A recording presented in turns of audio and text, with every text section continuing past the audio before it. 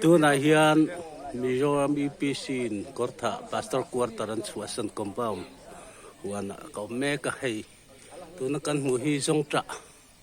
ania a sunlu tian kuwa ding reng reng hi ti hian an kit fai veka hei zong tra a kuwa ku ani hei tian aji kan thea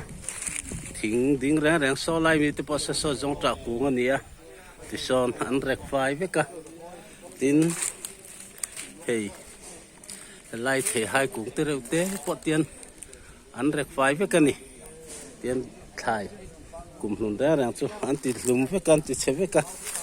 thì hi mình cho làm EPC có thả té xếp lên đàn chú anh ấy thì tiếng phong mà cũng tới đâu té té bỏ ăn phết phai với mấy cũng có ăn kiệt phai này khóc mấy hiền khi quarter khania he bang te cũng khar song song hiền là phai vek bokani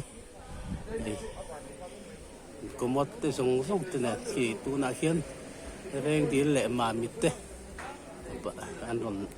oma quarter hiền tu na hiền hey an che du ta hiền nei tu lo na chu siat khop mai anh rêu ru anh lang xiên khóc mấy bằng tép bộ anh là phải với cái đuôi này anh lùng rem sa bộ anh chỉ xem sát lẽ, đuôi tàu lại bắt đầu.